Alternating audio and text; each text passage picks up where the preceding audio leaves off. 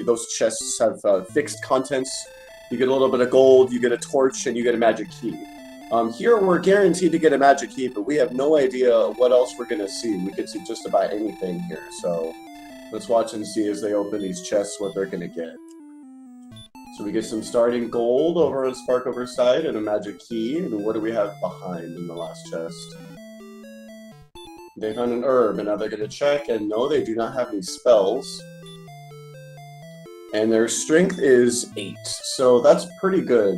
Sometimes you can start with as little as 4 strength, and it's very, very difficult to kill anything. But at 8 strength, as long as they can find some red or blue slimes, they should be alright. Oh, but we have a town.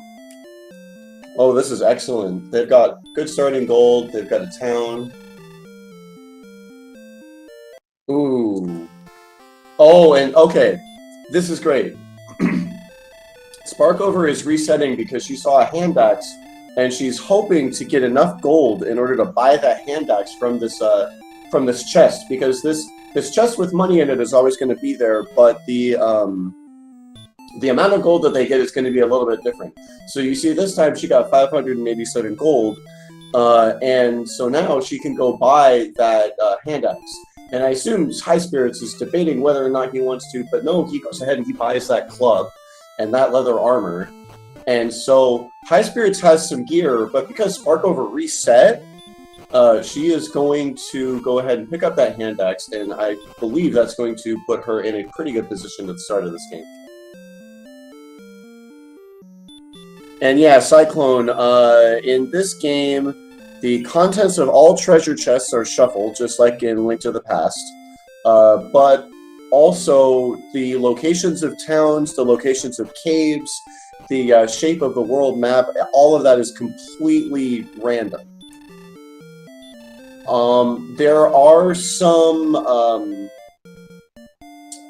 things to consider, or there's some considerations put in place, rather, I should say, where the enemies that they're going to be seeing on the overworld, the enemies that are closest to home are going to be limited, just to make sure that there is something that they can kill. But once they leave the overworld, or sorry, once they leave a small zone surrounding Tantazel Castle, they can run into anything, any enemy in the game. And yes, we do have a club and leather armor for Highspirits and a hand axe for Mrs. Sparkover. And I do believe Sparkover also picked up a dragon scale. And we do have our first death of the game. Sparkover dying, unfortunately, to a Magidraki.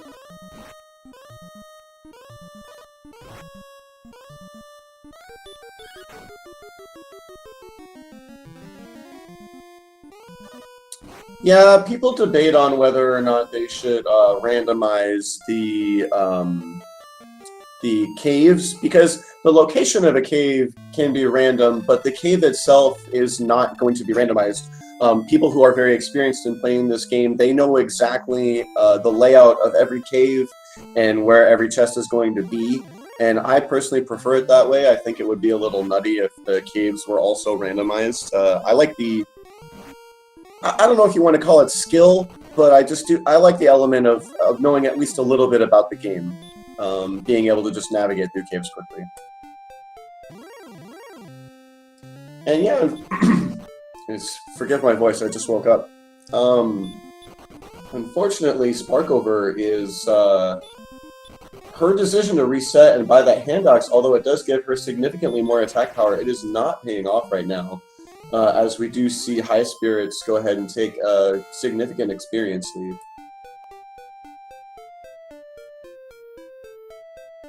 Highspirits choosing to be brave and leaving the starting area soon.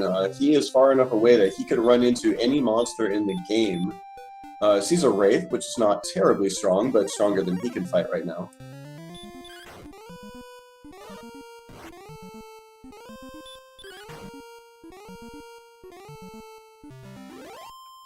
And Highspirits does try to cast Hurt on the Metal Scorpion before dying. Metal Scorpions do not have a lot of HP, but unfortunately they do have more than Hurt can do in one cast.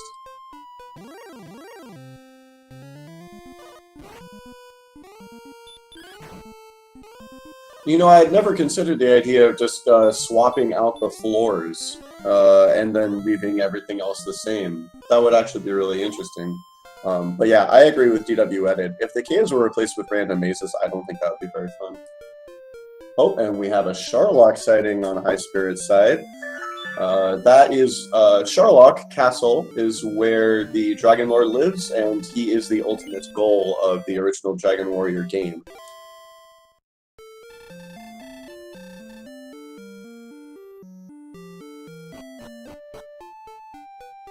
That's actually going to be really nice later, having Sharlock so close to both start and a town. Because, again, at the very end of this game, players are going to be going into that castle in the hopes of finding and killing the Dragon Lord.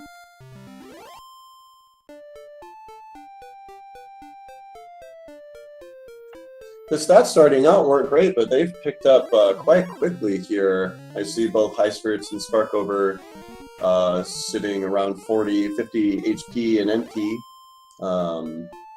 So yeah, this is actually not a bad start for either of them, which is nice to see. Sometimes you get some really troublesome seeds where you can't kill anything, you've got about 12 HP, and fortunately this is not one of those starts. I will go ahead and message Fiesel on Discord.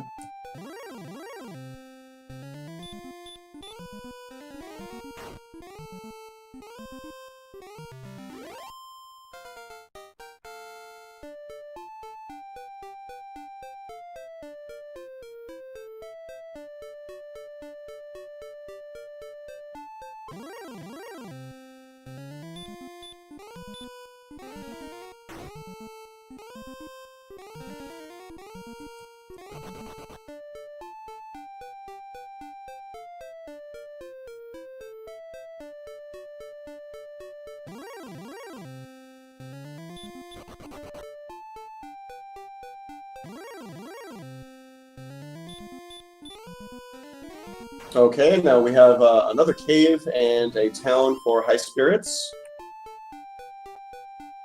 Okay, so this cave is dark and we can't see anything, but I can tell by the movements of Highspirits that we have found Garen's grave. And we have also found Hawksness, the ruined town of Hawksness. And now, fortunately, Highspirits does have a torch. Unfortunately, he runs into an AK-47, which is going to charge at Highspirits and embed his automated axe into Highspirits' head. If Highspirits had not ran into that fearsome beast, he would have found 3 treasure chests waiting for him on the first floor, which can contain anything at all.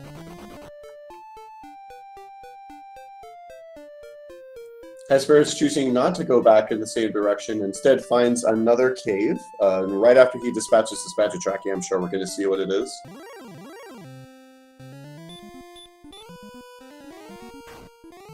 Yep, as DW Edit said, in those 3 chests on the top floor of Garen's grave, we could see Erdrick's sword, we could see any of several required items. Highspirits has found Swamp North. This cave does connect to a random location on the map. Sometimes it can connect into the back of Tantagel Castle or the back of Garinham, either of which are good, although if we see the back of Tantagel Castle, that is the most advantageous position, as Highspirits would then have access to keys. And unfortunately, we do not have either of those scenarios, so we are in a random part of the map, no idea where we are, except we do have a wyvern here, and I think Highspirits can kill this wyvern. Yes, he does have the Heal More spell, and so he is going to be able to take this wyvern out, and when he does, he will level up. So we'll see what happens when he gets that level. Ooh, and Sparkover has found a new town in the middle of the giant swamp here. Let's see what we have here. And we have the town of Cantlin. Cantlin is special for a couple of reasons. One, Cantlin has multiple weapon and armor shops.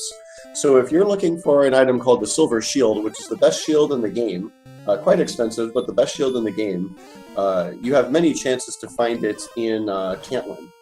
Cantlin also has one other feature that we're going to see later on, as Highspirits finds the Stones of Sunlight Cave and finds some gold in there.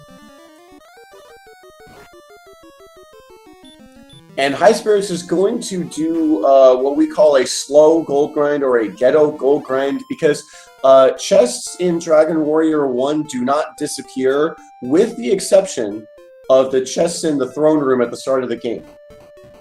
So chests, any other chest in the game, it will not disappear. You can take them as many times as you want. And Highspirits is going to go up to about 2,000 gold. I'm not sure what else there was for sale here in Garinham, but I'm sure he knows. So he's got a goal in mind here. Oh, he's going to buy himself a broadsword. So that is a big upgrade for Highspirits. The club, I believe, has 5 attack. Highspirits hand axe has 15, and the broadsword has 20. The broadsword can easily carry you through most of the game, though you will want to try to find Erdrick's sword later on.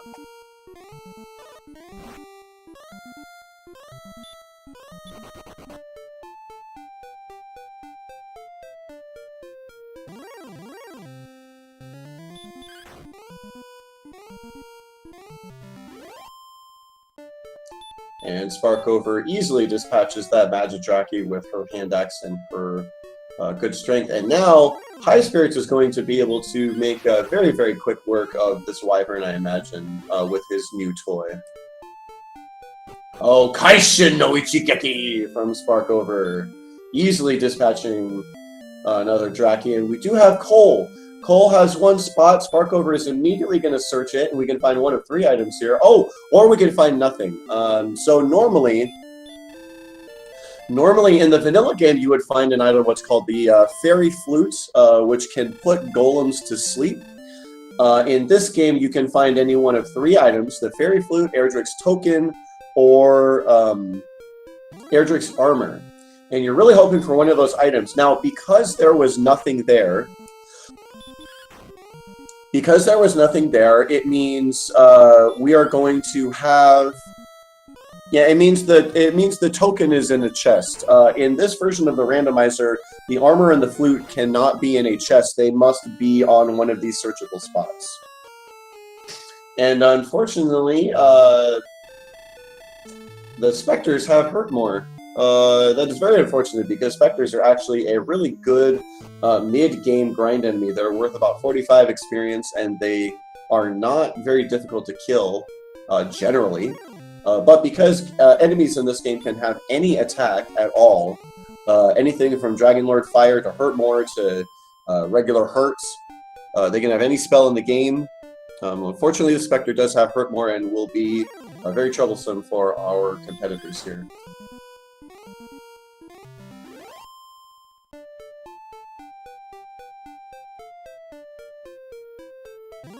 So again, for those who have not seen this before, you may have seen Highspirits. He walked into a town that looked completely destroyed. Again, that town is called Hawksness. That town is going to have a boss in it that the players will have to kill, and then they will be able to search another spot on the ground, potentially finding either Erdrick's Armor, which is the best armor in the game, or Erdrick's Token, which is an item that is required to finish the game. So we'll see what happens.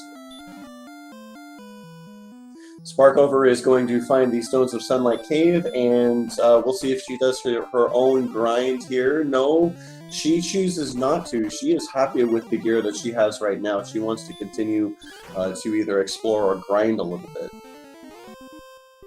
And so now we can see, unfortunately, Sparkover's bad luck early on playing a little bit into this, but Highspirits is pulling away in experience. He has jumped out to about a 250 experience lead.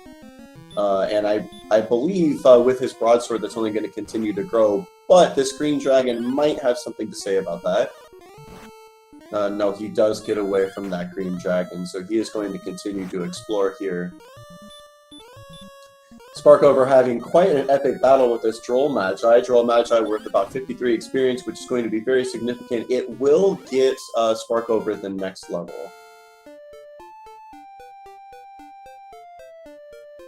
Oh, Highspirits runs into another AK-47, and he cannot get away. He will have another automatic axe buried into his skull for his trouble.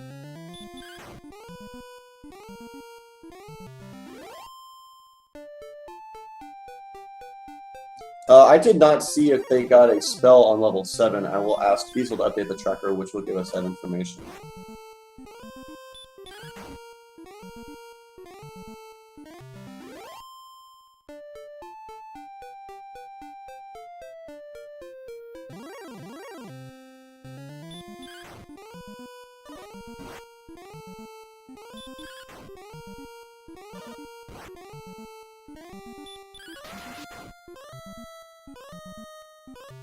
Oh, and we have another Kaishin no Ichigeki for Sparkover right before she enters the cave. Let's see what cave we have here.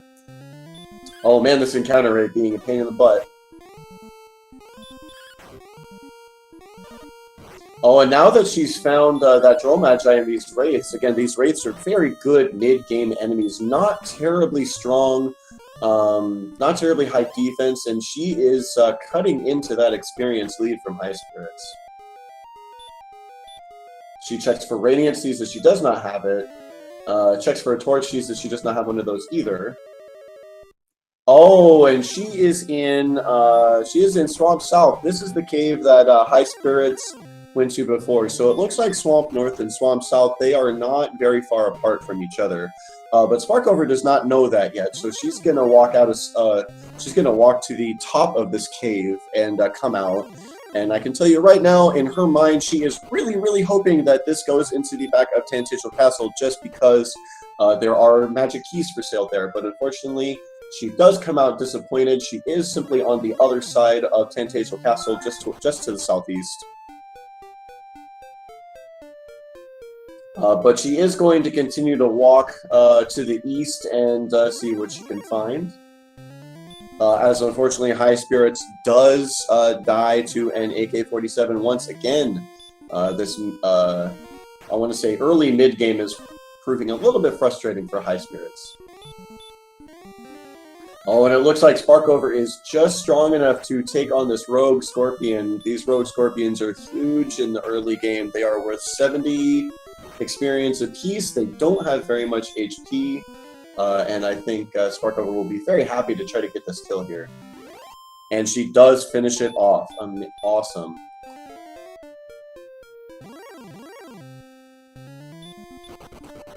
GW Edit, I agree. As much as I love Dragon Warrior 1 and 2 for being originators of this kind of genre and for doing what they did, Dragon Warrior 3 was the first one that I really enjoyed and is still one of my favorite games.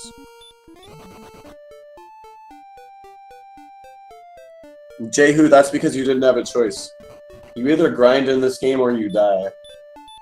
Sparkover, I'm sure she notices this cave. Can't quite... Okay, she uses an herb and she does go down to it. And we have found the Shrine Cave. Players are going to need to remember the location of this cave because they are going to trade an item called the Silver Harp. They're going to trade it in for an item called the Staff of Rain later. And so they are going to need to remember the location of this cave. Oh, and I see over on Highspirits' side, Highspirits has gone and gone back into Garen's grave, and he has found... It doesn't look like he found anything particularly special. I think I saw a cursed belt and a torch. I did not see what was in the first chest.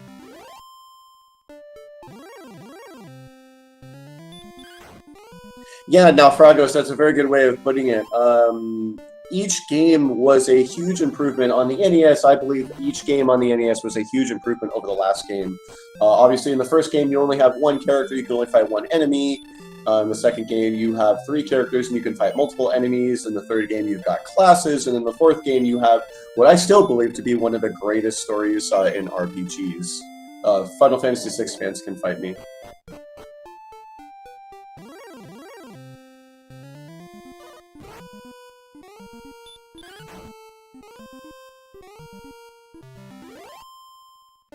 And Highspirits, I don't believe he has discovered Caitlyn yet, so it looks like he's going to discover it here pretty shortly. Oh no!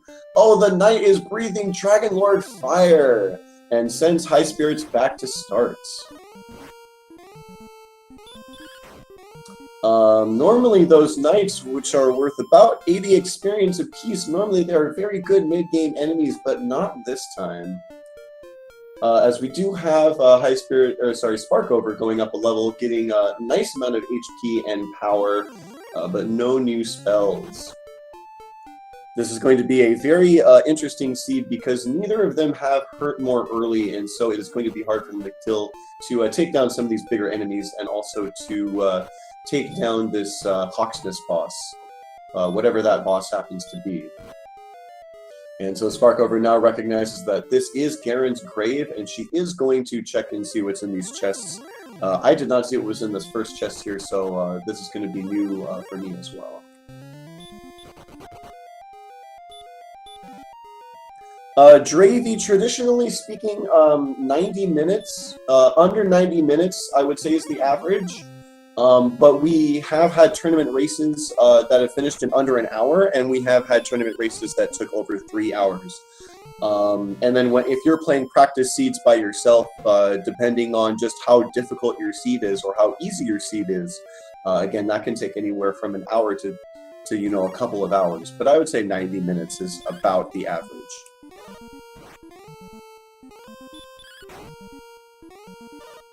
The conditions for how long a seed is going to take usually basically boil down to how difficult was your early game, and then what level did you need to grind to in order to be able to defeat that Dragon Lord. Now we do have Highspirits finding Cole for himself. Oh wow, we see that Cole has all of the mid-game or end-game equipment that you could want. If they do a gold grind later, they will definitely be coming to Cole. I am not sure if Sparkover checked that weapon shop, but if she did, now they both know that all the items, the flame sword, the magic armor, and the silver shield, they are all waiting there in Cole for anyone who wants to grind the money and buy them, which is a possibility in this game. And yeah, unfortunately, Highspirits is going to find that there is nothing on the square, which means that Hawksness and Cantlin most likely are going to be required. But no guarantees, because again, the token could be in a chest. And once again, I don't know if Highspirits did something bad to these AK-47s in a past life, but they are just relentlessly hunting him down and not giving him a chance to breathe. This is honestly, in my opinion, what is keeping Sparkover in this race, as Sparkover has taken a slight experience lead. And I believe Highspirits may... Oh, Highspirits manages to kill a Spectre without finding out their secret that they do in fact have Dragon Lord 2 breath. But again, so many armored knights here for Highspirits. This is very, very frustrating. No, Mr. Holmes, unfortunately, no keys. We have found quite a few towns, but no Remolder. We haven't found very many chests yet. I believe we have only found the Stones of Sunlight Cave and the first 3 chests in Garinham, so no keys yet. Unfortunately, Highspirits valiantly attempts to heal and run, but in the end, the AK-47 does take him down.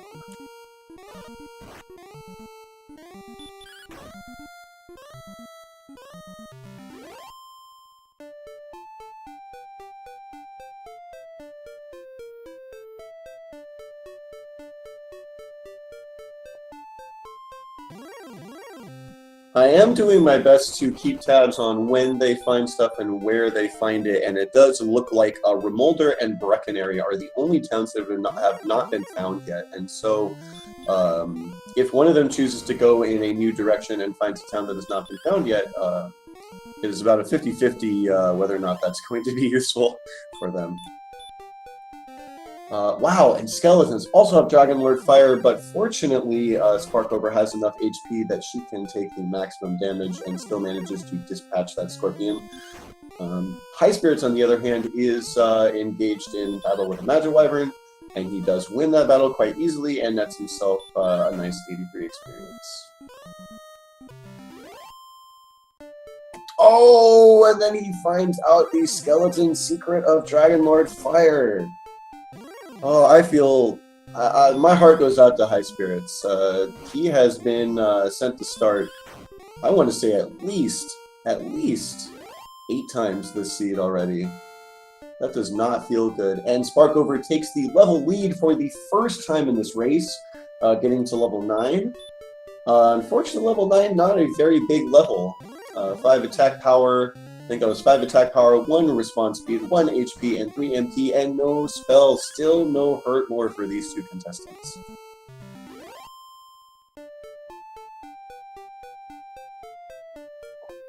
Yeah, unfortunately, Sparkover did not have the greatest enemy luck in the beginning.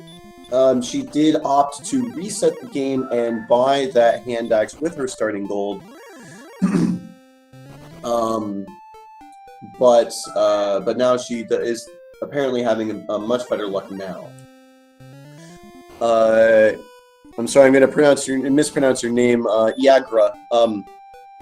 Enemy skills are completely decoupled. They are completely randomized. I don't think everything could have Dragon Lord Fire, but it is possible. Excuse me. It is possible, I believe, for everyone, every enemy to have Dragon Lord Fire. You wouldn't necessarily know if every enemy had Dragon Lord Fire, but for example, if Red Slimes had Dragon Lord Fire and you just killed them in one hit all the time, you would have no idea. But there are definitely seeds where I have definitely played races where you had Drakies and Red Slimes and Magicians all with Dragon Lord Fire, and it just feels like everything's burning you to a crisp. Oh, Jehu, I'm very sorry. If I say she, I'm referring to Sparkover. And, yeah. The numbers on the right side of each match. Oh, the numbers on the right side of each match on the bracket page, it means how long they took in order to finish. If you see a 0, it means that person forfeit after the other person won. But other than that, it is the time in minutes that they took to finish their respective races.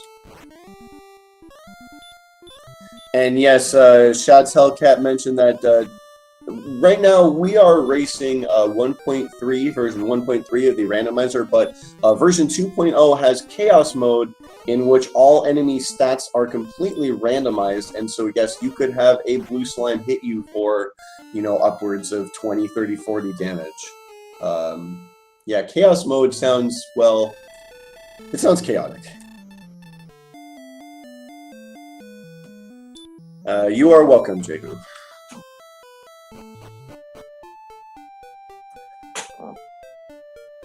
Yeah, blue slimes can already Dragon Lord Breath you. I don't think they need to be much stronger than they already are. Oh, and Sparkover getting the classic failed to run and then the enemy runs away from her. I love when that happens. It's like the enemy kind of blocks you in front and then they see how big your muscles are and they're like, I'm not sure about this. Oh, and Highspirits has found the Jerk. Okay, so we now know the locations of the both the Shrine Cave and the Jerk Cave. The reason why we call this the Jerk Cave is because that man that Highspirits just saw, he will give you the Rainbow Drop, which is an item that is required to finish the game, but he will only give you the Rainbow Drop if you have the Stones of Sunlight and the Staff of Rain. If you do not have those items, he will kick you out of the cave. He's the only NPC in this game who will actually kick you out of a cave. He will say you have failed, and yeah, it's kind of nuts. Fiesel, I'm looking at the tracker, and I don't believe anything's missing. They just haven't found a lot yet. Yeah, Skeeter Gems, yes, they do also need Erdrick's Token. Erdrick's Token is required to get the Rainbow Drop. Oh, and we've got AK-47 on one side, a Blue Dragon on the other. I believe both of these contestants are about to be headed back to start. Sparkover does say that she wants to get back to start first, and the loser is a Rotten Egg, which is Highspirits.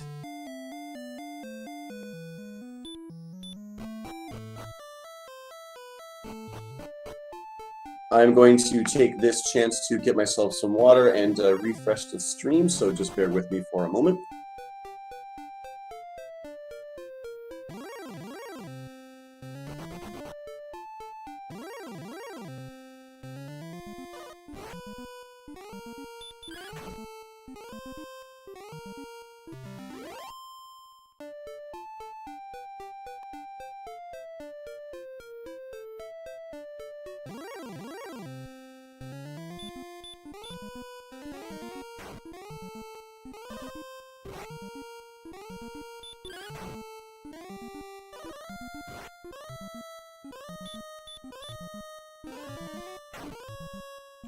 Did they do Axe Knight, Jehu? I'm sorry, I don't really know what you mean. If you're talking about Hawksness, no, they have not checked Hawksness yet, and I don't blame them. Well, actually, there is potential that Highspirits at this point could beat what is in Hawksness, but I don't think his odds are that great, and I think he feels the same way.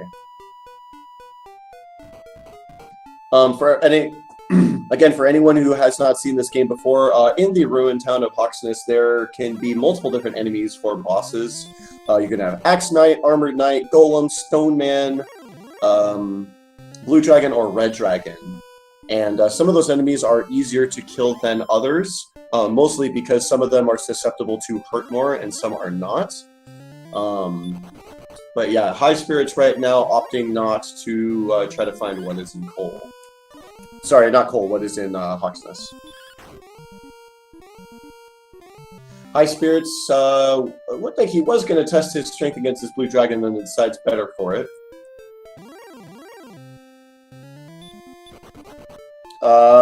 Jehu, I'm not sure what you mean. Do you mean searching for the item on the world map?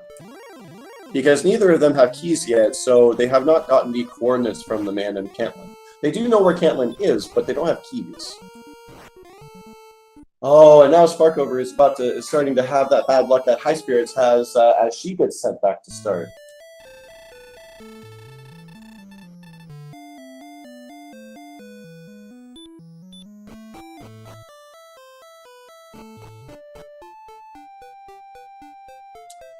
Jehu, this game does not run on a step counter.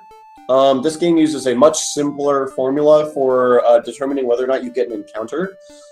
Basically, whether or not you get an encounter is just a random chance based on what kind of tile you are currently walking on. The plains have, I believe, a 1 in 32 encounter rate. The forests have a 1 in 16 encounter rate. And the desert and mountain tiles have a 1 in 8 encounter rate. But there is no step counting in this game. However, it is possible in this game to manipulate whether or not you get an encounter and to manipulate the results of the encounter. Ness Cardinality, who I believe is the current world record holder for the original version of this game, he along with, I believe, Ouijui and one other person, they did figure out the RNG for this game. It's a very interesting story, actually, to me. Them figuring out how to manipulate fights and outcomes.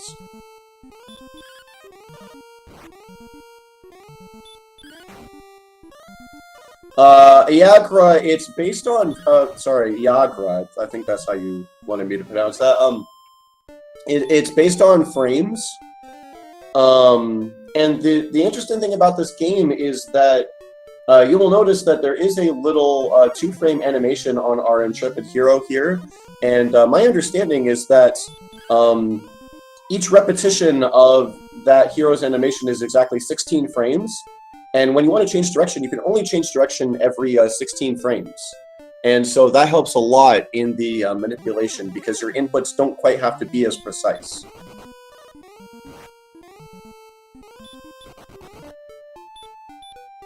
They still do have to be very, very precise. They're just not as precise as some other games when you are doing encounter manipulation.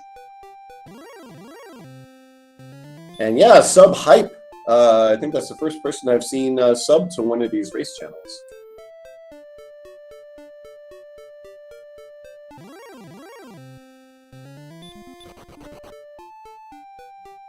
Ooh, I don't blame Sparkover for not trying to fight that Stone Man. She would have gotten the next level if she had chosen to try to take that fight, but instead choosing not to.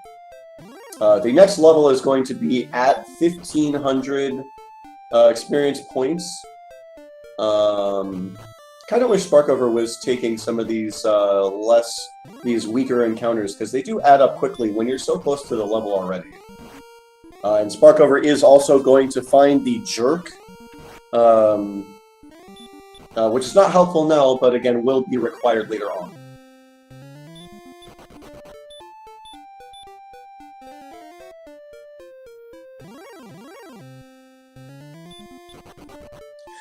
So Yagra, level ups in this game are completely randomized. Your name still does matter, as you see both of these players running a little D, which is going to be a strength HP build, and what that's going to mean is that towards the end of the game, their strength and their HP is going to be a little bit higher, you know, than the average. But their stats are completely randomized. Right now, honestly, their stats... all their stats except for their HP and their MP are actually fairly low. Their strength is actually quite low for this point in the game. Their agility is quite low for this point in the game. And as we see Sparkover leveling up, she could get a lot of strength right here. 9 is okay. 9 is something that definitely will not be passed up. Yeah, it's the same pattern, and honestly, Yagra, the two most popular builds in this game are Strength HP and Strength Agility. And by the end of the game, by the time players are getting ready to take the Dragon Lord, if you have Strength Agility, you're only going to have, on average, about 5 to 10 more Agility than somebody who's using Strength HP. And somebody who's running Strength HP, on average, is going to have about 5 to 10 more HP than someone running Strength Agility. So the difference is not huge, but it definitely can make a difference in the end game. And as for Jehu, who would I say is in the lead? That's actually really, really tough to say, because Sparkover does have an experience lead, but her experience lead has not come with a massive increase in strength. It has not come with Hurt More or any other advantageous spell. Her gear is not quite as good as Highspirits. And I also don't think she has... I don't think she knows where the Shrine Cave is. I don't think that she has found the Shrine Cave yet. So DW Edit, yes, experience is one of the easier things to look at. The thing is, though, the gap, I believe, is less than 300 experience right now. As soon as I see Sparkover's experience again, I will confirm. Yeah, it's a little, actually less than 300 experience. 300 experience is nothing in Dragon Warrior Randomizer. 300 experience can change in the drop of a hat. So don't count too much on that experience difference, because, again, we have Broadsword versus Hand Axe. Highspirits knows where both the Shrine Cave and the Jerk are. I don't know if Sparkover has found the Shrine Cave yet. Oh, and we do have an Axe Knight. Oh boy, we have an Axe Knight in the shop spot. I believe that Highspirits is going to be able to take this down and try to claim his prize. He's opting to use Hurt instead of oh no! Oh, Highspirits opting to run with Hurt instead of attacking. Unfortunately, forgetting that his defense power is really, really low for this point in the game, and he does get murdered by that Axe Knight. But now that he knows that Axe Knight's there, I imagine he is going to just beeline for that shop spot once again. That's what I would do if I were him. Having an Axe Knight in that shop spot is actually one of the best things that you can see in a seed, because they die very quickly, especially when these players get hurt more. That Axe Knight is going to be murdered relentlessly and mercilessly for quick levels. And yeah, Jehu mentioning that the Axe Knight is always there. In the vanilla version of the game, yes, the Axe Knight is always there, but in this version of the game, it could be one of, I believe, 6 different monsters.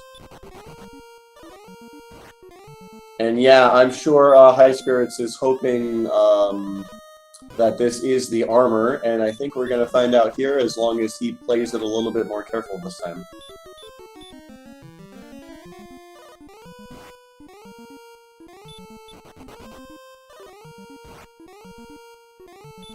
And Highspirits will also get the next experience level for his troubles, assuming that he can take down this Axe Knight. Jehu, it's fine, man. we've got a lot of new people in here. We got a lot of people in here that are new to Randomizer that have never seen this before. So yes, the boss in the shop spot, although in this seed it does happen to be an Axe Knight, it can be one of, I believe, again, about 6 different monsters.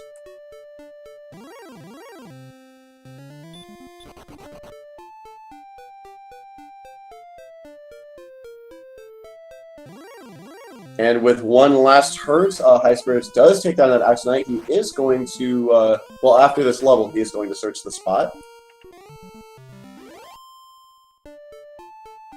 And it is the armor! It is the armor. This is huge. I would now put Highspirits in a pretty big lead for this. For anyone who does not know about the vanilla version of this game, Air Drake's armor is the strongest armor in the game. It has the highest defense power in the game. It is also one of the most overpowered pieces of equipment in any game ever. You do not take damage on swamp tiles or barrier tiles once you have the armor on.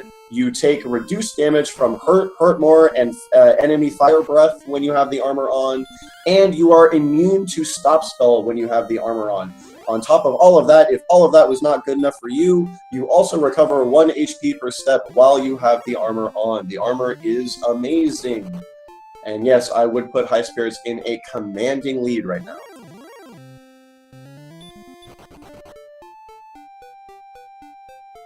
Yeah, and unfortunately, they did remove the stop spell immunity in later versions of this game. I do speedrun the Super Famicom version of this game, and the stop spell immunity was removed, but everything else is there. Yes, DW Edit, Sparkover has found Hawksness. Unfortunately, she has chosen to explore, just like Highspirits did early on. She chose to explore, and obviously, as we've seen, I believe that Sparkover is more than capable of killing that Axe Knight with her hurt and hurt more. Fiesel,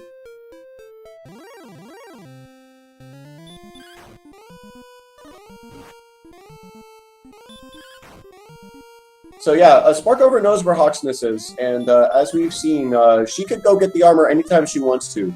The next time that she thinks about Hawksness, next time she thinks, hey, I want to check and see what's in the shop spot, maybe I can take it down, she is going to find that armor for herself, hopefully sooner rather than later.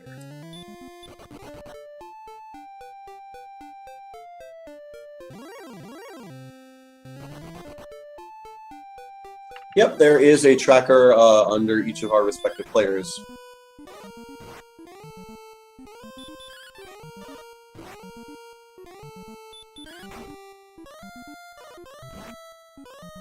Sparkover, in the meantime, while Highspirits was fuddling around trying to get that armor, Sparkover has taken a pretty significant experience lead. She is going to get the next level. Oh, but on Highspirits' screen, we see a town that I don't believe we've seen before. If this is Remolder, this could be huge. Sparkover did get a new spell, but I'm honestly not sure. Oh, she got outside. Yes, she got outside. And Highspirits does find the town of Breckenary, which unfortunately is the most useless town in the game. The only good thing about this town is that it has the cheapest inn at 6 gold per night. But other than that, Breckenary is almost completely useless. Yeah, this is true. If you are cursed. Skeeter, yes, sometimes having the Silver Shield can be useful. However, Cole is much closer to start, and Cole has all of the gold grind items that our players could want. So Breckenary is, in fact, relegated to most useless town in Randomizer, unless you accidentally put on a cursed belt.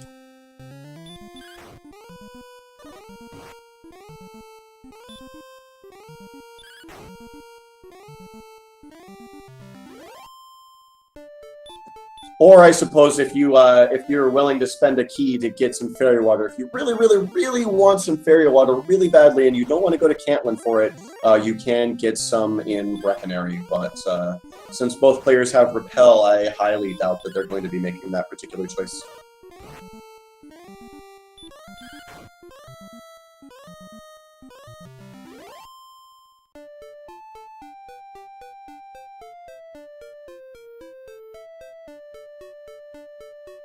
And once again, Highspirits, cursed by these AK-47s.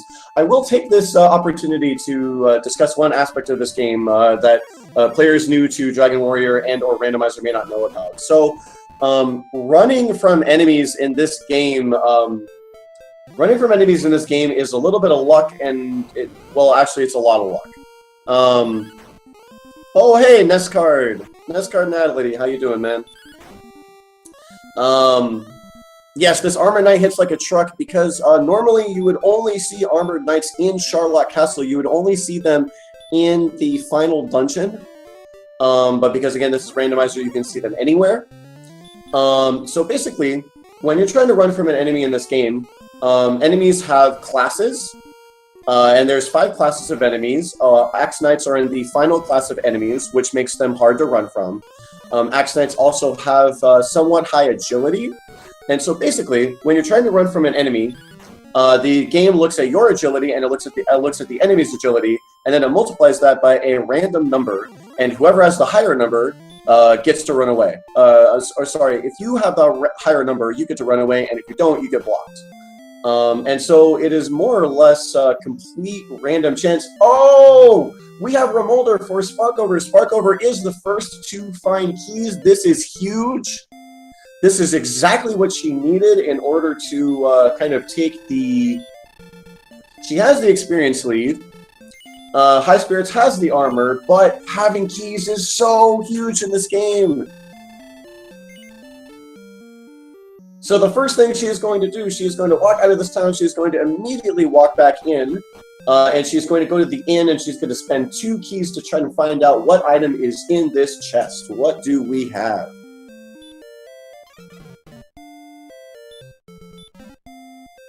And we have some gold. So a little bit disappointing, but you always got to check that chest. You never know if the sword's going to be in there or another essential item, just like DW had said. She is going to check the shop to see if there's anything useful there. Again, she is sitting on some very basic equipment. I'm sure she would love to upgrade that. Going to go ahead and snatch up that half plate.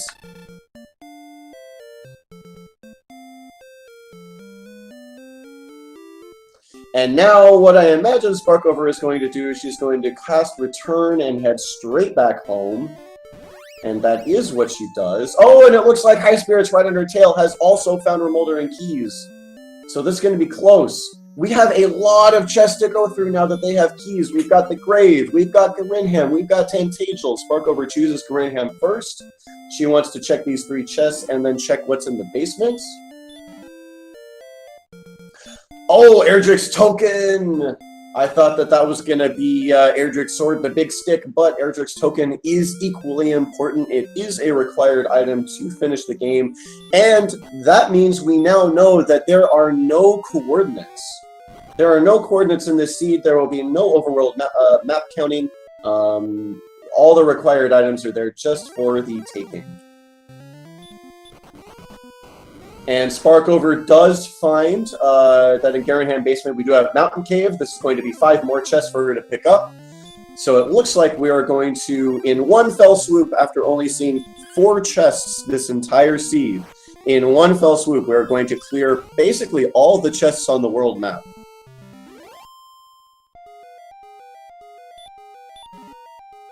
No, unfortunately, the Gwaelin positioning system will not be featured in this in today's randomizer.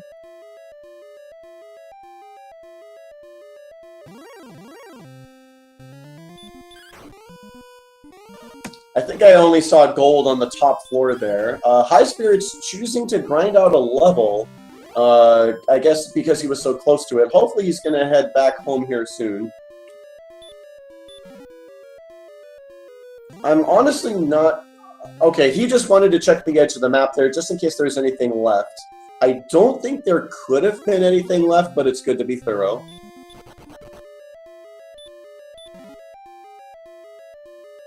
And it looks like we just found gold and torches and nothing super important so far. We do have 1 chest left to check. Oh, we got the Fighter's Ring in the Treasury, and the Stones of Sunlight, so 1 required item in the Treasury.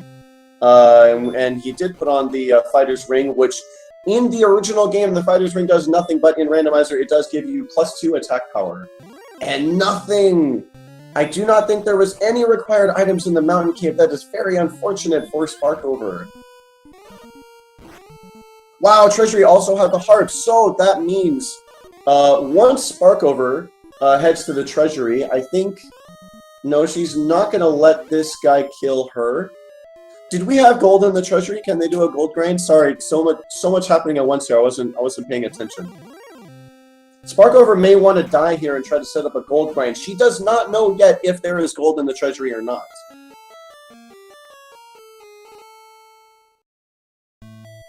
Okay, so now we have Highspirits finding Tablet Cave in the basement.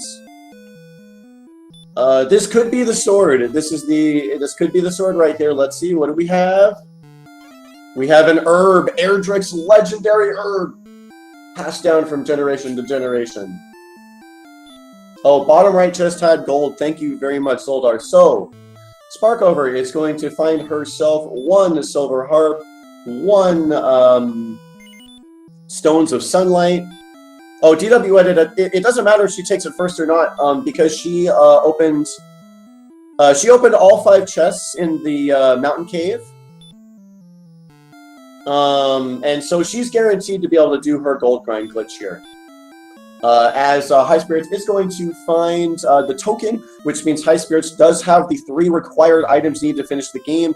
We can confirm that Erdrick's sword is going to be in Sharlock this seed, unless there's a chest that I've forgotten about, but I don't believe there is.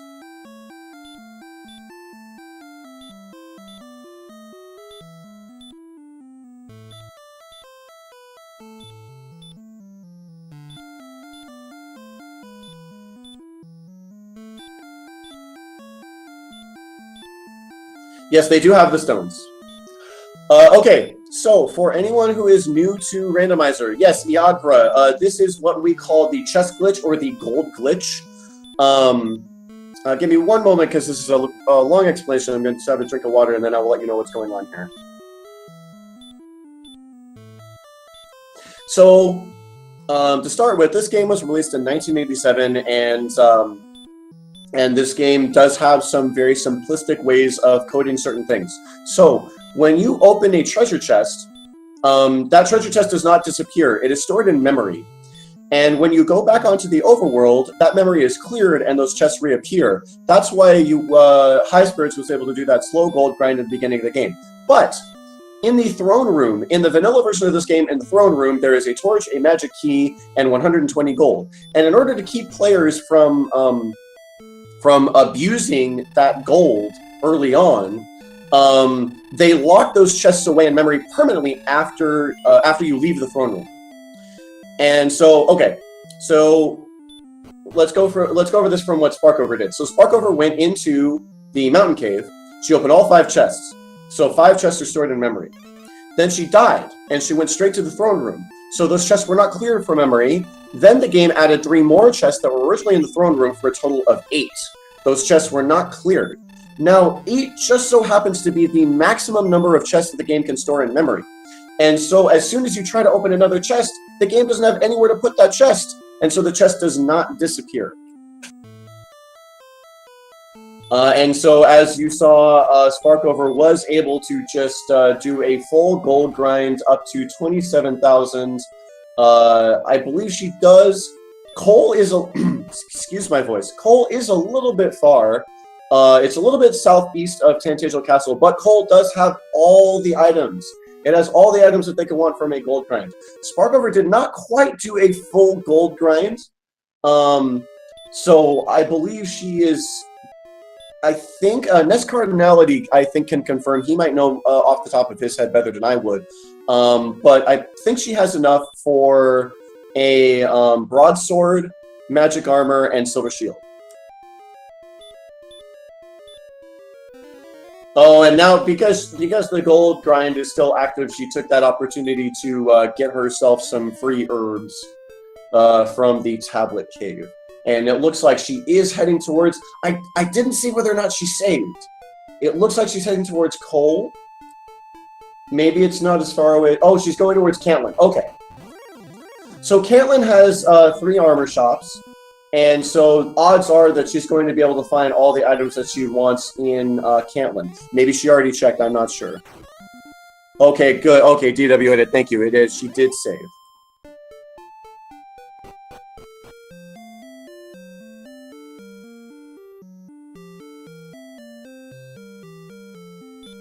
Uh-oh. The shopkeeper is checking Twitter. Okay, so what items is she going to... Oh! Wow, she turns down the broadsword and the magic armor. That's very interesting. So she is dead set on getting herself that silver shield, and this shop does not have one either. She will get that... She will...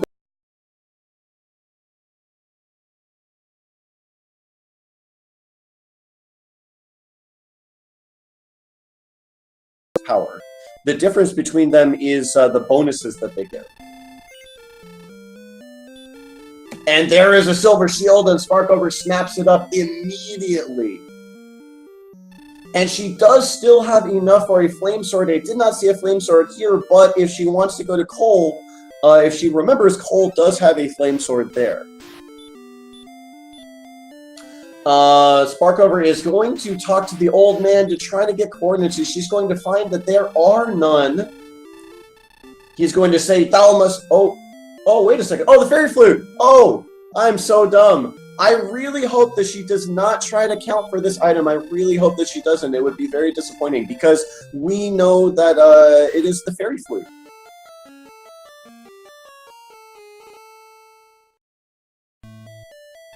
I do not believe that Highspirits has the big stick, but he is doing an awful lot of damage to the Screen Dragon.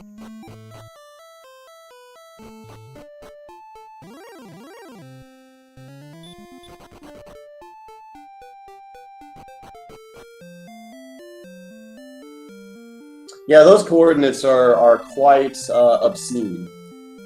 And yeah, unfortunately, no flame sword for Sparkover, but she will upgrade to the broadsword. That will give her 5 extra attack power.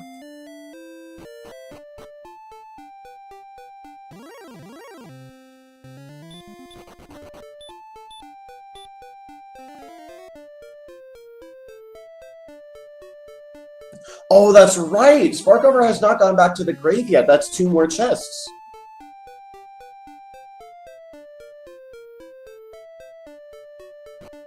Oh, Sparkover making the wise decision of checking Hawksness first, and we do know that Hawksness does have Erdrick's armor.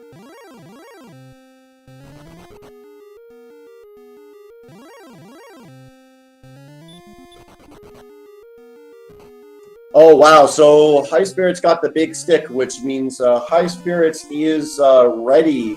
He is ready. All he needs to do is grind up the strength, and he will be ready to fight the Dragon Lord.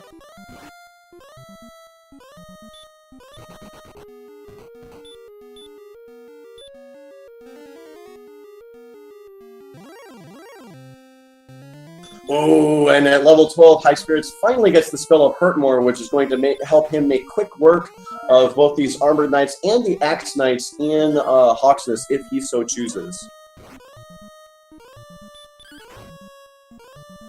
Hurtmore has, I want to say, roughly a 75 to 80% chance of killing an Axe Knight in 1 hit, which makes grinding Axe Knights in Hawksness with Hurtmore, it is the fastest way to level up in this game. No, Highspirits has not done a gold grind. He chose to skip that. I don't think he's going to go back and do one later, since he's already cleared out both caves. I think he is headed back towards the Shrine Cave in order to get the Silver Harp and then the Jerk in order to get the Rainbow Drop, and he knows where both of those are. Well, he's seen them before. Hopefully, he remembers.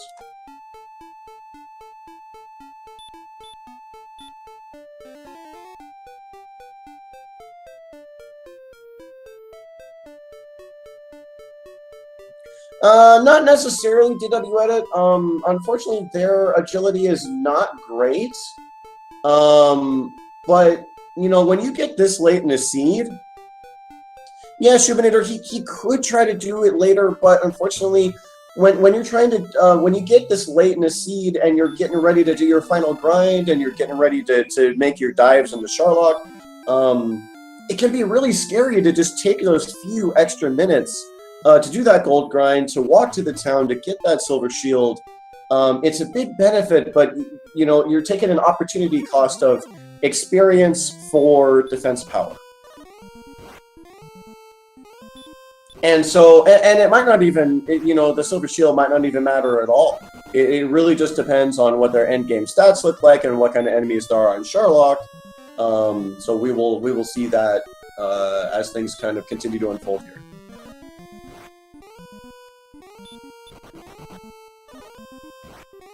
Silver Shield can definitely make a huge difference in a Sharlock dive, but it is by no means required. I do wish that Highspirits would get a large shield at the very least, because I don't think I've seen him pick up any shield at all. But yeah, Silver Shield is not remotely required. I'm gonna step away real quick again just to get myself some water. I'll be right back.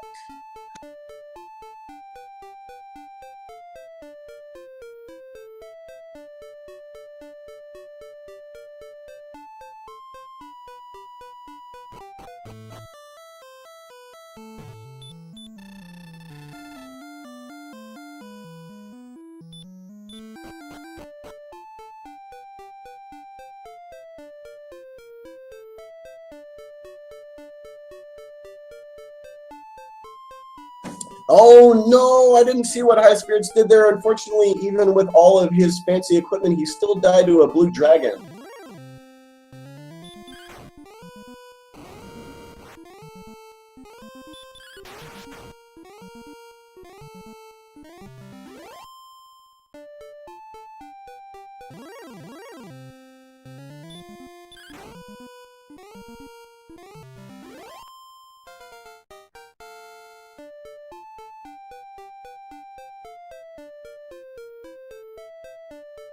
I mean, the reason Shubinator is the reason in my mind, if I were running this race,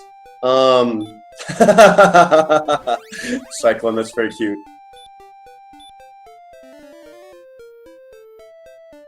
Oh, the blue dragon dodged this last hit. Oh, that's awful.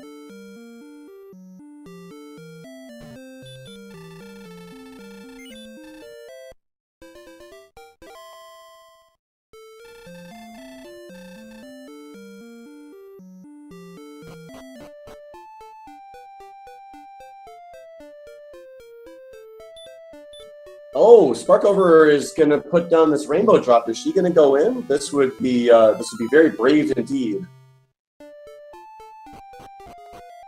Oh, Erdrick's sword was okay. So I did not see Erdrick's sword get picked up, but people were saying that Highspirits got the sword in the bottom of Garen's grave.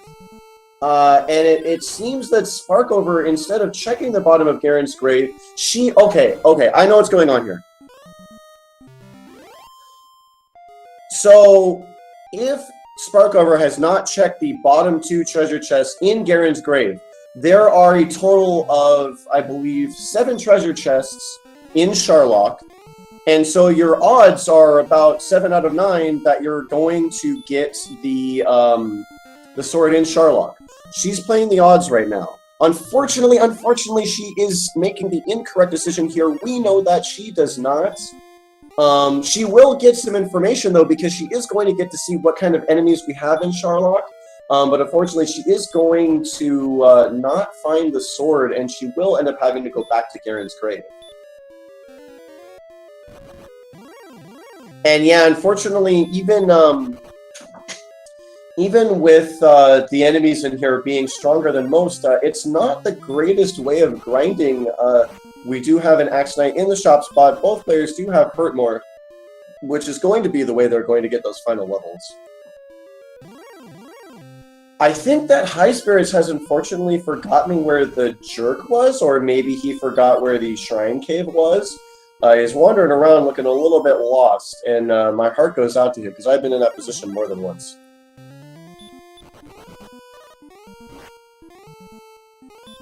Oh, there we go. Highspirits has now gotten himself the Staff of Rain, and he will be heading straight to get the the Rainbow Drop, I do believe. I mean, you know, some people prefer to make maps and some don't. I believe Game Boy F9 does not make maps.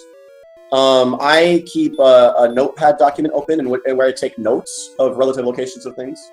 But yeah, I mean, map making does put you at an advantage, but it's by no means required.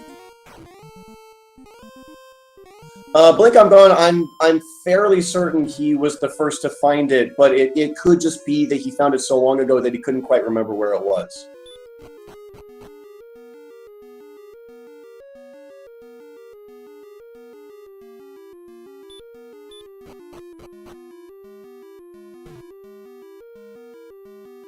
It is very cool to watch Nescard make his maps with his now world-famous map cam. Ooh, I don't think we've seen Fun Police at all this season. The Red Dragons have Baby Fire. This is amazing. Oh my goodness, this is amazing. This Baby Fire is going to just barely tickle now that they both have... oh! Hurt More hype. She throws out the YOLO Hurt More. And she kills him with it. Oh my goodness. But yes, that Baby Fire that they are breathing is going to barely tickle our players as both of them have Erdrick's armor. Highspirits with a slight experience lead does get to level 13 first. He gets a very big increase in his HP and his MP. He's going to be very, very happy about that, I imagine. No, Shub, I don't think she meant to use that either now that I think about it, because they did not get hurt more. They only just got hurt more. They're very used to pressing up and A in order to get that heal more out. Fortunately, Sparkover did that now and not during the Dragon Lord fight, as she does also catch up and get that level 13. Very low power and very low MP, or very low response speed, but very good HP and MP gains for these two players. And also, by the way, we do know that Erdrick's sword is not going to be here in the bottom of Sharlock, but there is one item that could be down here that could be important. It is called the Death Necklace. Let's see first if Sparkover finds the Death Necklace, and then I will explain what it does. Oh, Sparkover, really, really hoping for that sword. Oh no, these wizards are breathing Dragon Lord fire! Oh, these wizards are normally very, very harmless. Their physical damage do not do much physical damage. They're fairly easy to run from, but unfortunately in this seed, they are going to be fierce. Human with a hobby, who's winning? That is a very, very good question. Right now, we have, I would put Highspirits ahead only by a slight amount. Actually, probably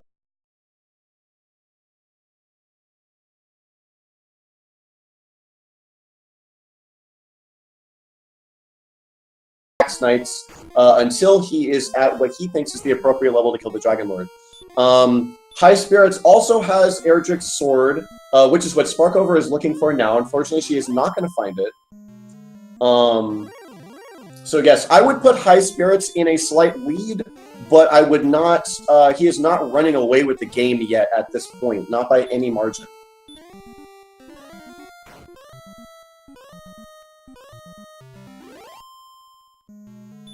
So as some of our players have mentioned, or sorry, some of our spectators have mentioned, Sparkover has found the Death Necklace.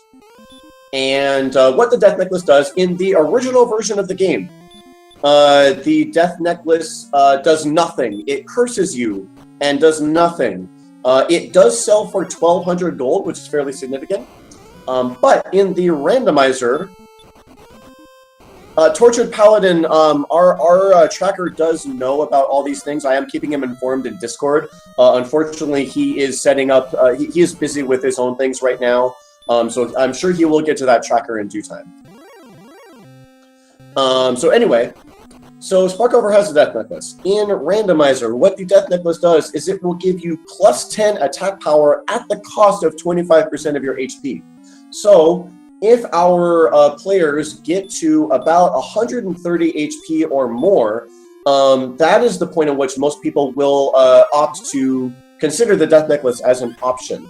If you are below 139 HP, the Death Necklace tends to take you, I think, below 96, and that's a little bit unsafe for fighting the Dragon Lord. But if you are above 130 HP, you can choose to put that Death Necklace on to help you kill that Dragon Lord.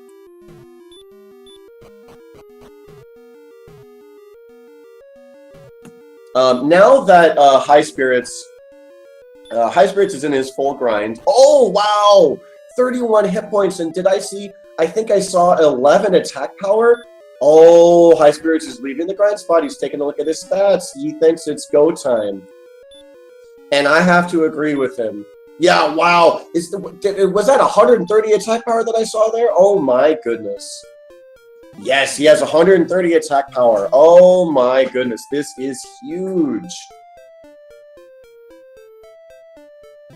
I'm going to go ahead and say that this is Highspirits' race to lose right now.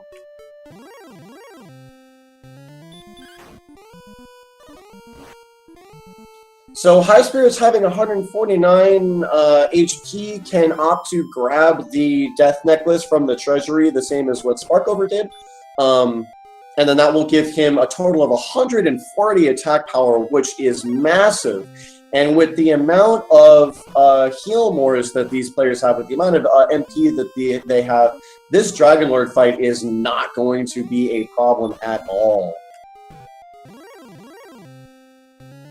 Now, these wizards do have Dragon Lord Fire. We do know that. Highspirits does not. But fortunately, I can't quite see what agility he has, but he has no problem running away from that first wizard.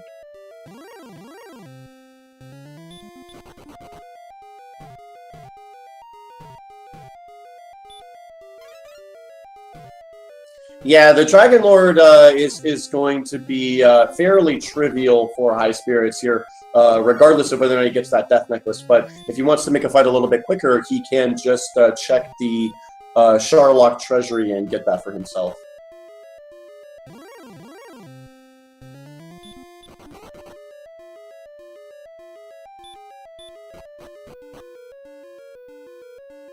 Silverfire, our humble tracker is working on setting up another, I believe, another race for another game. He has been informed of all the changes, but unfortunately he is not going to be able to stay up on that tracker instantaneously. But he is aware of the changes that have happened so far.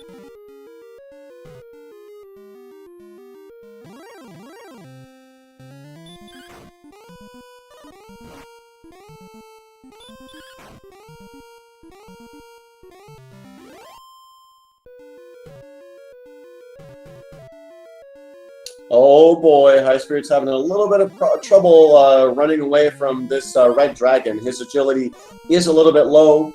Fortunately for him, those red dragons do have that baby breath, and so even if you don't run away from them, they're not going to do a whole lot of damage to you.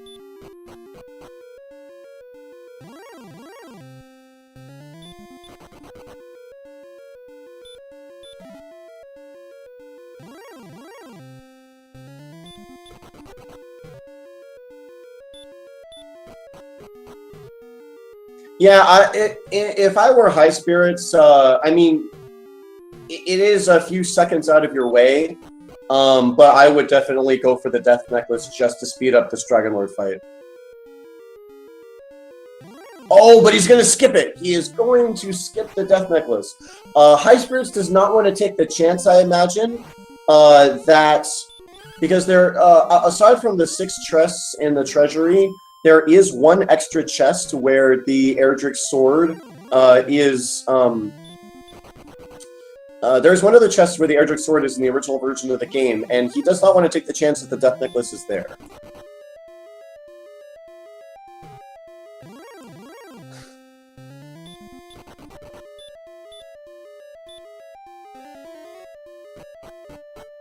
Okay, so there's going to be one more hurdle for Highspirits to overcome before his fight with the Dragon Lord.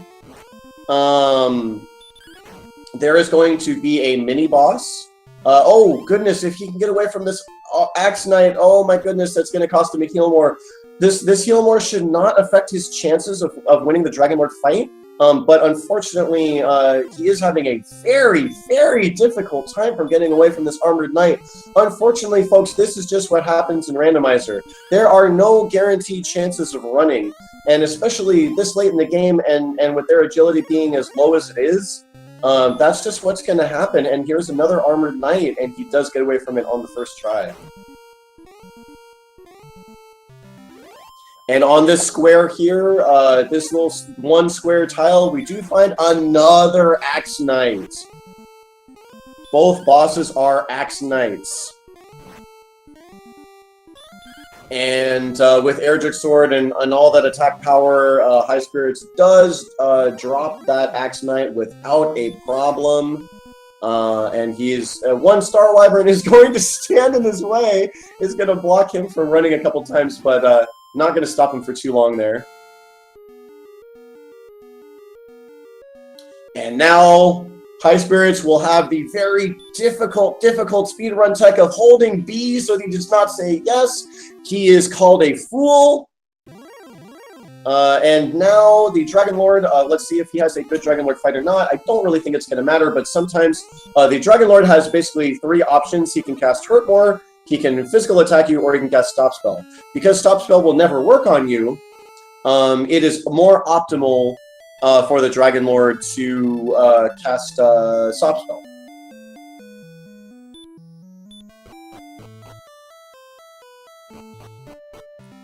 And Highspirits has done a good job in defeating the Dragon Lord, and oh my gosh, look at this!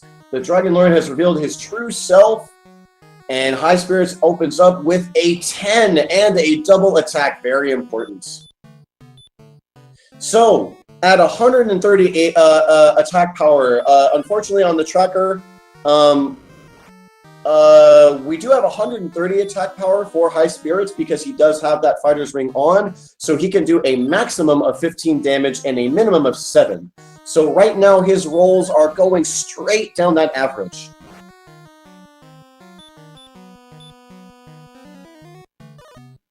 His roll, he's still got a lot of MP going into this, but he's seeing a lot of 8s here. He started out with that 10, seeing a lot of 8s here. Unfortunately, I'm not really able to keep up on the full count.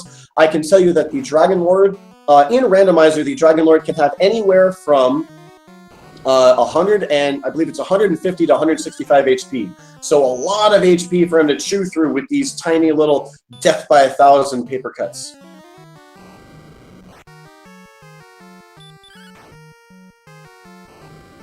Oh my goodness, Highspirits cannot get a double-digit roll.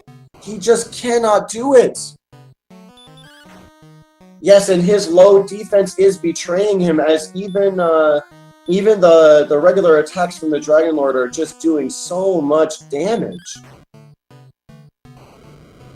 So unfortunately, I'm not sure if he can do this. I haven't been keeping a huge count, but I'm not sure if he's going to be able to do this. He really needs a double attack right here.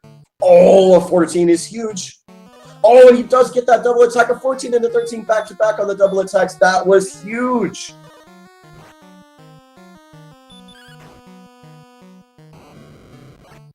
And we got a 9. I think that he's in a good spot here.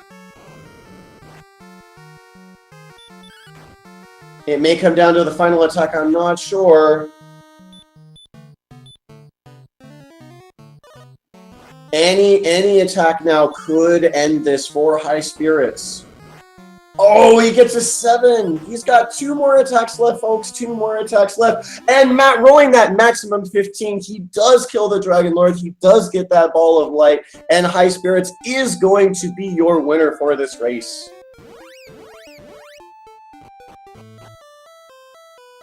Highspirits has finished in first place with a time of 1 hour, 20 minutes, and 16 seconds. Yes, the game actually ends when talking to the king and getting this, and thus the blah, blah, blah, blah, blah text comes up. That is when the game officially ends. Yes, Highspirits has finished the game in first place. Congratulations!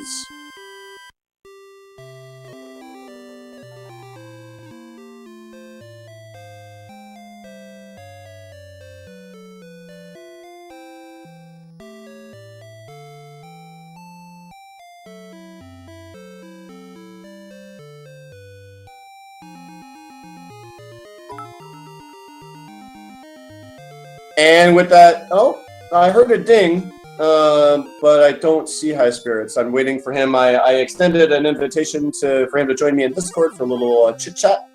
Okay, Highspirits said he'll be here in a moment. Yeah, Sparkover is already in Charlock. She knows what's here. She knows what's up. She knows that she can finish this shortly, so...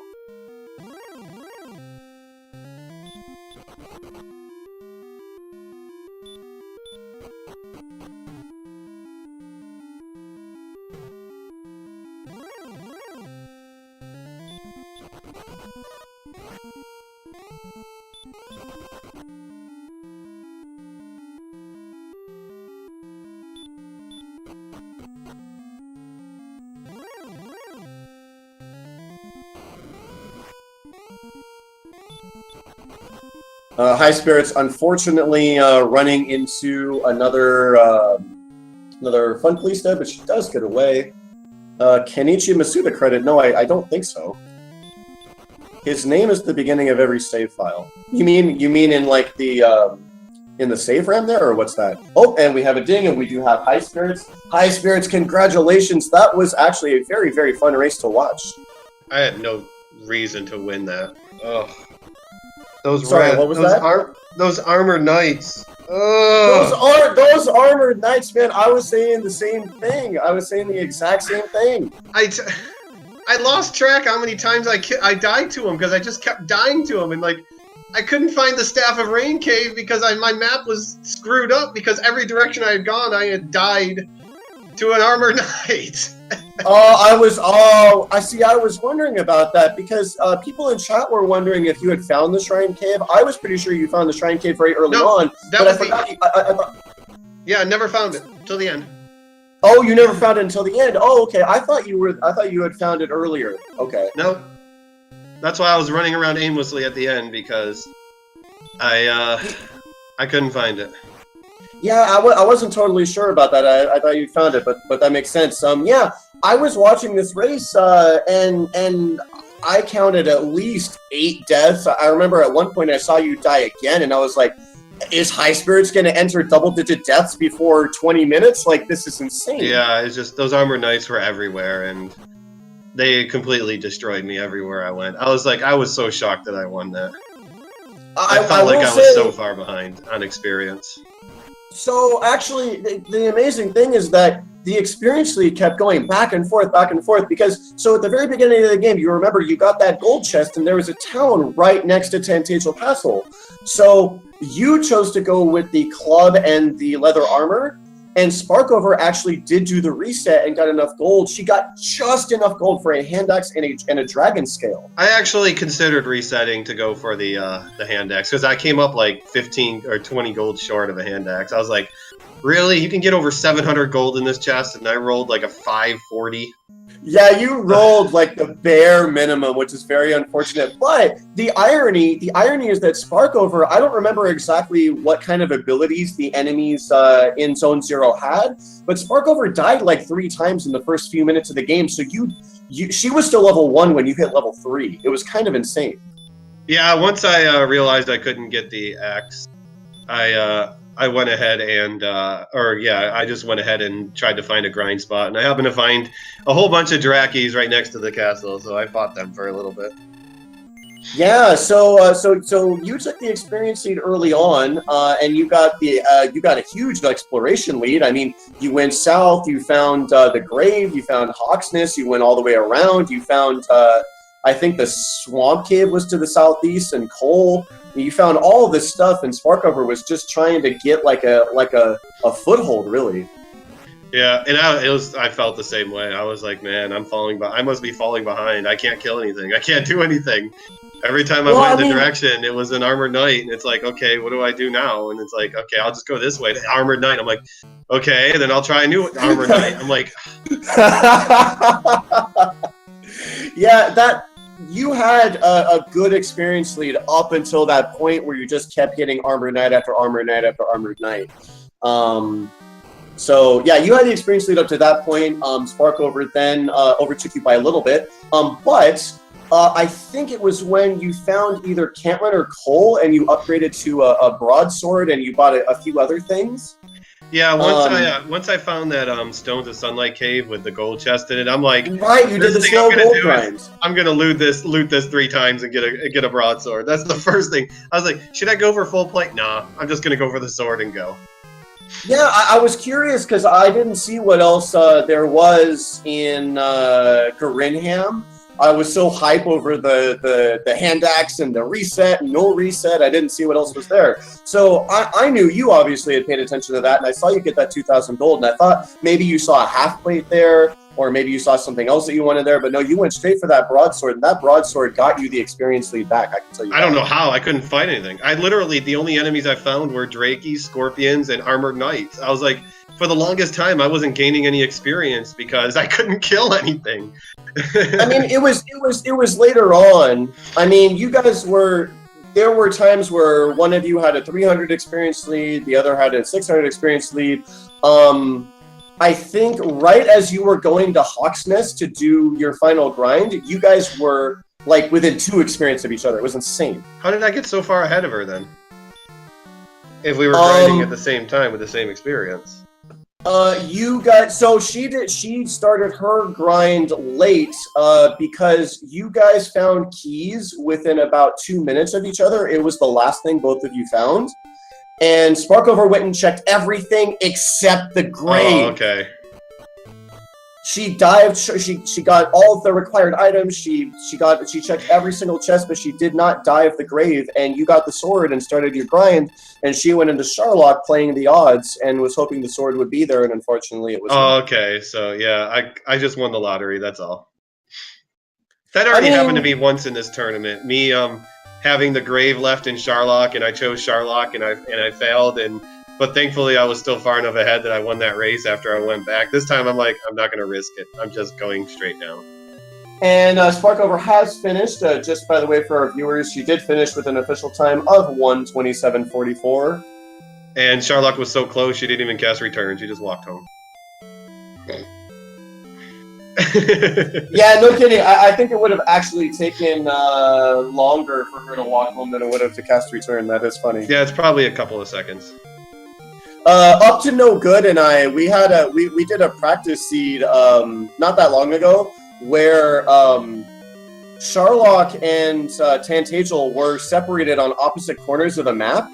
We finished at level 15. Neither of us got return, and we both forgot to buy wings. Ugh. We both had to walk back, and we finished within a minute of each other. Nice. I really wish that that had been streamed or casted or something. That would have been really funny to watch. But I haven't. Yeah, no kidding. I have invited Sparkover to come join us in the post-game chat, so I'm sure she'll be doing that shortly here.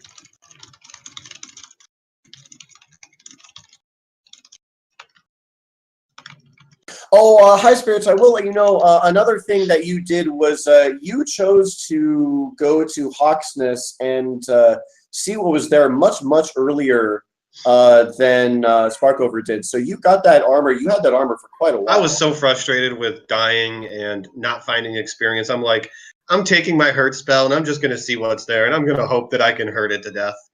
And because I had like 80 magic with heal more, I'm like, as long as I can hit it with hurt, I'm going to kill whatever the hell it is there. Yeah, and eventually you were able to whittle that Axe Knight down, and that was definitely the best possible option for someone without hurt more and with that kind of gear. So yeah. But yeah, finding Cole early enough allowed me to realize I didn't, and then the armor, I'm like, I don't even have to touch Caitlyn. The only reason I went back to Caitlyn is because I couldn't find a large shield to save my life. Like everywhere I looked, everyone had silver shields, but no one had a freaking large shield.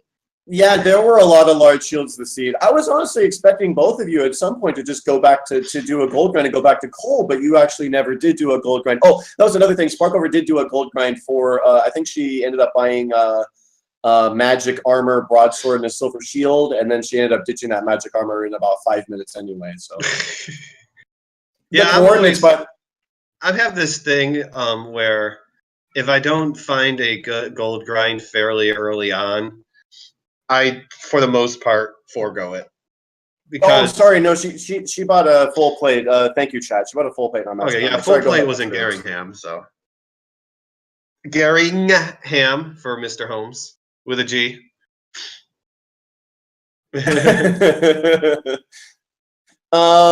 So yeah, she did a gold grind, whereas you chose not to. And I'm in your camp. I mean, people were saying that you had the option to do a gold grind later. Someone in chat said not getting a silver shield is suicide, which I disagree with. I mean, having a silver shield is definitely it's helpful, but it's by no means required. Well, when I paid attention, as I was watching the MP totals go up, I made a choice to ignore it because even if my agility was bad, I had a feeling that I was going to have a lot of heal mores to work with. And your agility was bad. Yeah, it was. On that last floor, it got me. Like, every step was Red Dragon, Armored Knight, and I had to burn Red Dragon, Armored Knight. Yeah, and I didn't see you burn your first heal more, but I saw you run. I swear you hit double digits on that Armored Knight, kind of rounding the corner, coming down towards the Dragon Lord. I mean, I still had at least a 30% run chance on him, so it was pretty abysmal. But yeah, I had to burn. I was when I burned that second heal more, I was like, I should have gone to the treasury. I should have got the death necklace. That's the one thing I also wanted to ask you about, because we all knew here, commentary and chat, we all knew that the death necklace was definitely there. Well, not definitely. It could have been in the vanilla chest also. Well, yeah, right. It was definitely in Sherlock, is what I mean to say. Yeah. So I just calculated it that I had more than enough. I had 14 heal mores with 140 some health and 149 health. So, average of 16 hits to kill. I just needed, one extra double attack. All you needed was to not roll 8 about 10 times during your fight. Yeah, I rolled plenty of 8s and 9s, didn't I? I saw a 15 there at the end for the kill when it didn't matter anymore. You got, I remember, I think you opened up with a 10 and you got a 12 somewhere in there. And then I opened up with a 9 and an 8 and a 7, I think. 8. I think I opened up with a 9, 8, and 7. I was like, oh, no. Yeah, I was worried for you. Like, you pulled it out in the end, because I remember you did get a double attack. When you were around 30 MP, you got a double attack, and it was a 13-14, and then you killed on a 15. That was... Yeah. But I didn't need that 15 because I was at 153 damage with 2 attacks left. I was like, well, shucks, there goes a wasted 15. I finally got it. Yeah, you finally got it. Well, I mean, it saved you a turn there, but I was worried for you. I don't know. I was worried for you. I wasn't keeping count. But when I kept seeing those 8s, 9s, 8s, 9s, I was getting worried for you. But you pulled it out in the end. Sparkover has joined us. Welcome, Sparkover. Congratulations on your finish. Hi. I'm sorry, but you must wait till another day to avenge your rival. That was terrible. It took me like 45 minutes to do anything. Oh, I mean, I was screwed at that point. Unfortunately, it took you both 45 minutes to do much of anything. I know Fiesel running our tracker. He kept thinking that he forgot stuff because he looked at 45 minutes. He's like, should I update the tracker? Did I miss anything? How did they not have any items? Yeah, pretty much everything was behind locked doors. How about those armored knights? Do you have fun with them too? Oh, totally. I didn't like. There was a huge part in the center where I didn't gain any experience because the only thing I found was scorpions, magidrakes, and armored knights, and I probably died 8 to 10 times to them just trying to explore and find stuff. Yeah, it was the type of situation where you were either too strong for it to bother or too weak to be able to do anything.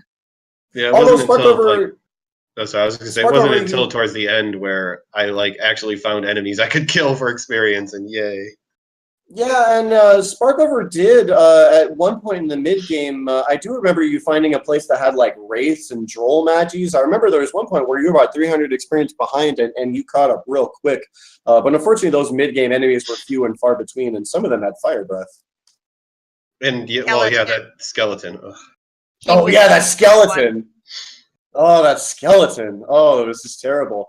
I was telling Highspirits the start of the game was actually fairly interesting. Neither of you started the game with enough gold for a hand axe, which I'd like to know if someone in chat wants to do the odds on that math. Like that's insane to not get enough for a hand axe in the seed where you're right next to a town that has one. Sparkover, you chose to reset almost immediately, whereas Highspirits didn't. And unfortunately, in the early game, Sparkover, it didn't pay off for you. I didn't see exactly how you died, but you died so many times in that early game. Yeah, it was pretty bad. Just a lot of death, and I just couldn't make any progress. Yeah, I was telling Highspirits that even though he opted to get the club and the leather armor, he was actually level 3 while you were still level 1. You ended up making that experience up while Highspirits was busy running into AK-47s who were just kind of mowing him down like a lawnmower. But yeah, it was a very interesting race to watch. There was no there were lead changes in terms of experience, in terms of exploration. Sparkover, you found keys first, but Highspirits found them like minutes later. That treasury was nice. Yeah, that treasury was nice. And then Corinham right next to it, you've got all the items that you need just right there. So yeah, Sparky, I was so frustrated in that mid game at like level 7. I'm like, forget this. I walked to Hawksness to find what was there because I was determined to kill it with the hurt spell. As long as I could hit it with hurt, I was going to kill whatever the heck was guarding that spot with hurt spell. Because like I couldn't make any progress for like 15 minutes. So I was like, I'm just going to go kill this, whatever the hell it is with hurt. And thankfully, it was an Axe Knight. Yeah, and you guys got hurt more so late at level 12. So Highspirits making that particular decision was one of the first games that really kind of broke this seed open. Sparkover, I do believe you still had an experience lead at that point, and you found keys right around the same time that Highspirits was getting the armor. And then you went to Cantlin. You saw the coordinates were ridiculous. By the way, Highspirits, they were something like 83 north and 62 west or something like that. They were really, yeah, they were insane, and all that for a fairy flute. I was praying with like all my might that Sparkover was not going to try to count that or go rescue the princess or anything. I was really hoping that she was going to go straight to Hawksness and remember that was an option, and fortunately that's what she did. You saved the princess? Aww. No, I didn't. No, she did. Oh, she did not. I was hoping that she wouldn't. Oh, I would have if it were necessary, but just because they were so far away, I figured I would choose Hawksness first. Yeah, I never went into the coordinates because I already knew Cole didn't have anything, and I had already hurt the Axe Knight to death. So I was like, yeah, I don't need to touch Cantlin. Yeah, I was thinking that Cantlin wasn't even at coordinates at all. I had actually completely forgotten about the fairy flute. But yeah, those coordinates were pretty nuts. Okay, I have to do something real quick. I did say I would squish the bears earlier, but now that the race is over, I can hug the bears again. Very nice, very nice. Well, unless she hates me tonight, but just taking a quick look at the bracket here. So this was a losers bracket match. Unfortunately, that does mean Sparkover is out of this tournament, but Highspirits will go on. Zarnax and Edgeworth, have they played yet? I don't think they have. I think they're starting up here any time now. Yeah, I believe their that's match right. is 20 minutes. Yeah, 20 That's minutes. right. They are the matches. next race. Yeah, that's right. They are the next race. So, Highspirits is going to have some keen interest in this next race because his next match is the winner of Zarnax and Edgeworth, which is going to be coming up here in 20 minutes right here on this channel. I will not be your commentary for this match. I believe Seawolf and Z-Man are going to be commentating that race. But it should be exciting. Zarnax and Edgeworth are two very talented racers. And yeah, I'm very much looking forward to that. And I'll probably find out what happened in the morning because I'll be lucky if I stay awake for 20 or 30 more minutes. Oh, it's definitely bedtime for us old folks. Yeah, I've had a long day of work this week, and like I'm still far from over. So I'm like, I've had like 1 hour to myself today. I got home and I cooked dinner, and I had like 45 minutes to do all of that and do the laundry before this race. So I'm like, okay, I'm ready to go to bed now. Yes, please follow both of these runners, Sparkover and Highspirits. Please follow both of these runners on Twitch. They both did a fantastic job in this race. Yeah, thank you for commentating. After we go back and watch the tape and make sure you did it properly. Everyone in Speed Gaming, they were pretty happy. I'm actually very excited that I was able to do this for such a large audience. We had 200 people watching this at one point. So oh yeah, thank you to Fiesel for taking up the reins and restreaming this for us tonight.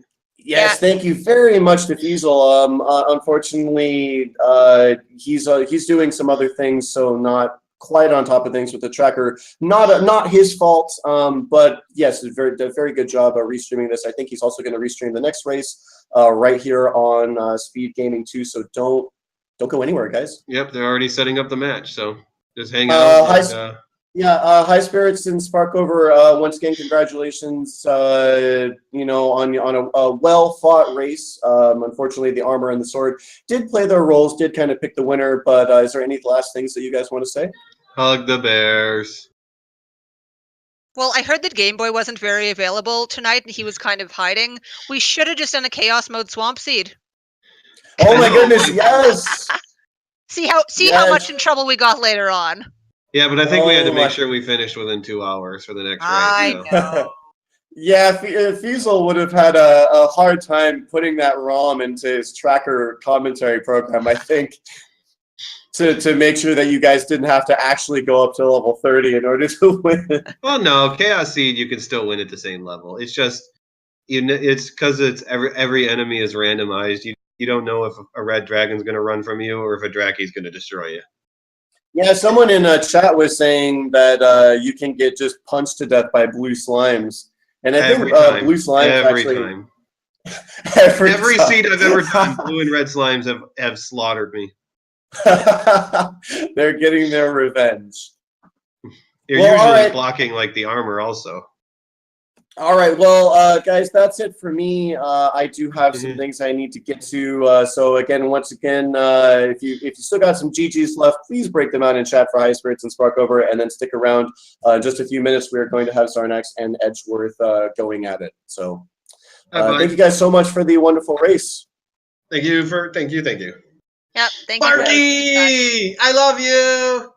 Yay! We're pals again.